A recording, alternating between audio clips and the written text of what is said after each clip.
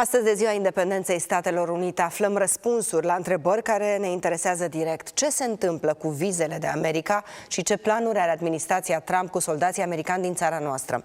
Însărcinatul cu afaceri al Ambasadei Statelor Unite, Michael Dickerson, a avut amabilitatea să răspundă întrebărilor mele într-un interviu exclusiv pentru Observator. De la el aflăm în plus ce părere are după întâlnirile cu noul prim-ministru, dar și care este orașul din România de care realmente s-a îndrăgostit. For us, America is a dream country, and we love the Americans, and we trust you, and we look up to all of you, because we need to understand and to learn democracy. That was our first thought in 1990 after the revolution. Then we need to find out our path looking to you. And now, I'm asking you in 2025, which are the priorities of the Trump administration in Romania and the region? You know, that's a great question, and I think the way you framed it is very appropriate. I mean, as we celebrate 249 years of American independence, going back to the Declaration of Independence in 1776, you know, that's a good document to go back and look at because it has some of those ideals and some of those principles and shared values that we have with Romania. That Romania has adopted, you know, democracy, freedom, and you know, right to self-determination. So, you know, I think that over the 28 years that we've had of strategic partnership with Romania, a lot of the reason that strategic partnership's been so strong is because we have those shared values. The Trump administration, as you know, is very focused on border security, keeping people safe. You know, freedom of expression, not censoring voices. And, you know, we partner with Romania in lots of areas, security, economics and trade, people-to-people ties. So I think those shared values are still strong and very important. You had a meeting with our new Prime Minister, Ilie Bolojan. How was it? What was the theme of discussion? Very good meeting.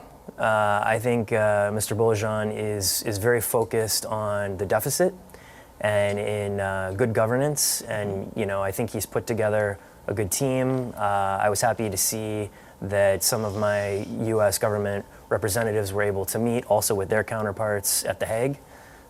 President Don and President Trump met. You know, U.S. Secretary of Defense Hegseth met with your new Minister of Defense Moșteanu, and also Marco Rubio and other foreign ministers met with Foreign Minister Tsoyu.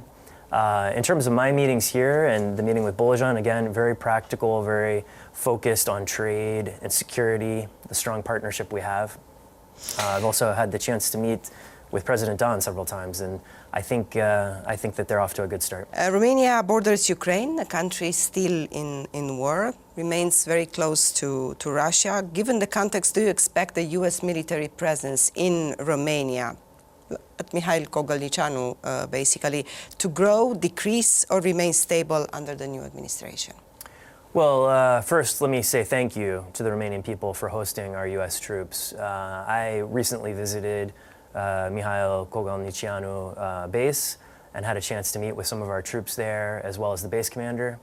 And, you know, I think that you are a very gracious host, and so I want to thank Romania for that. You know, the staffing levels fluctuate all the time. Force posture is constantly under review in Eastern Europe, and so I can't really speak to, you know, what may come in the coming days. But yeah, I don't have any new information on that. I will say that while I was there, I also got to observe an exercise under the NATO Defender 25 umbrella, and it was a river crossing, and that was very exciting. Our U.S. forces performed their tasks for that river crossing in half the time that is necessary, and they were working closely with Romanians and Italians. So very cool exercise. Will you personally recommend to the Trump administration to maintain or even increase the strategic military presence in Romania? You know, it's not really my position to make recommendations on that. I think that, as I said, the U.S. troops that are here are well taken care of. Romania is a good host. And, you know, those decisions are made also in the NATO context, in the context of what makes sense militarily. So that's not really my job. We continue to aspire to join visa waiver. What can you say to the Romanian people?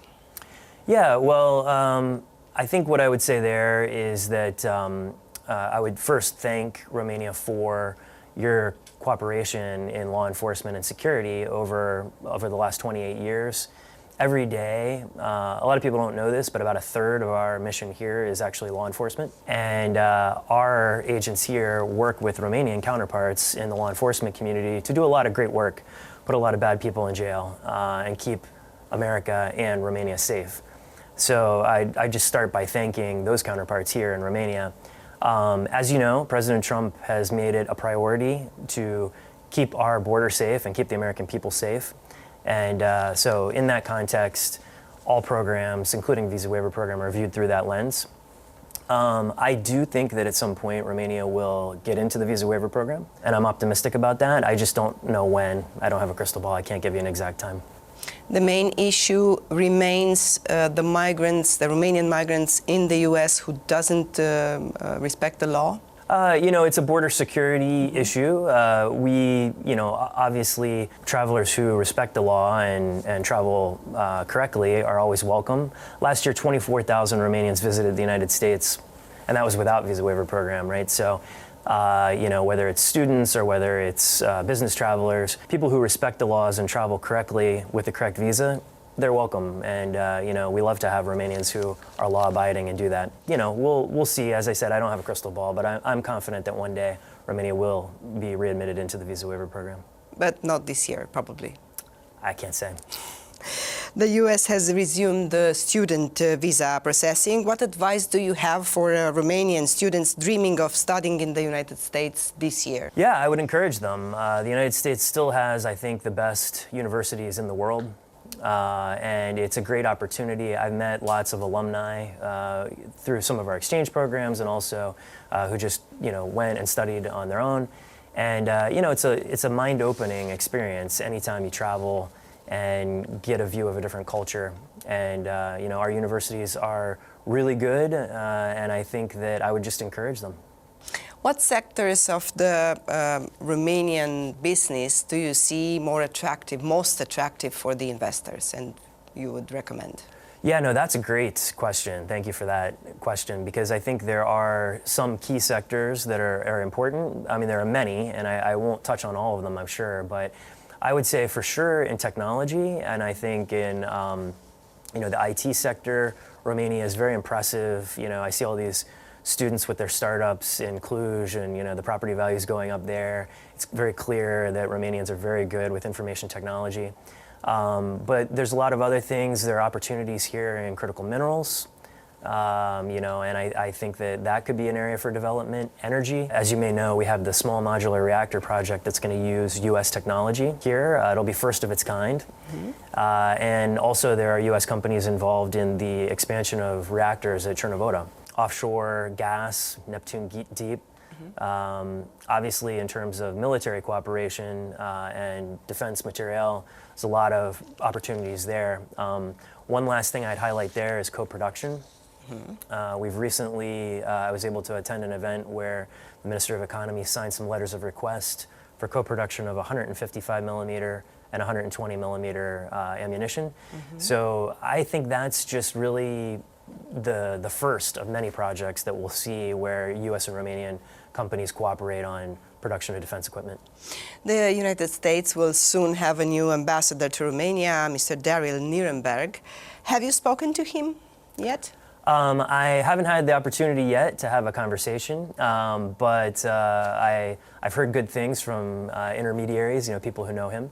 And we look forward. We were very happy to see that someone was officially nominated, and we look forward to him making it through the confirmation process. And so, yeah, we'll welcome him with open arms when he gets here, as soon as he's confirmed. What would you tell an American who never visited Romania and who will come to Romania about our country? Well, I think the first thing I would say is just how warm and gracious the Romanian people are. And, I've just found the Romanian people to be so, first of all, honest, but also, as you mentioned at the beginning, it's amazing to me that Romanians like and in fact love Americans so much. That's true. Yes, and that comes across. It really does. And you know, Romania is such an interesting country with such diverse geography. You know, you have the Danube Delta, you've got the mountains, you've got all these forests. I think for a lot of Americans, they come and they know these stories of Dracula, and they think that, you know, Transylvania is very mysterious, and they think about those things. And you know, they are of course based on a real historical figure, you know, Vlad Țepeș, but also the wolves and the bears. I mean, it gives this sort of mysterious quality to Romania. But I would just tell Americans, you know, to come and see it for yourself. There's so much interesting geography to see and so much history here. What is your message in the end for the Romanian public? Well, I think my main message would be that you can rely on the United States as a partner, and we look to Romania to be a good partner. We look obviously for Romania to, as President Don has committed, to meet its 5% goal for defense expenditures in NATO. But we trust that this partnership is going to just continue to grow, because it's based on 28 years of strategic partnership where we've worked closely together. And I think the people-to-people bonds are just so strong between Romania and the United States. So I just look forward to continuing that tradition and, you know, doing my part to make sure the bilateral relationship stays strong until the next ambassador's here.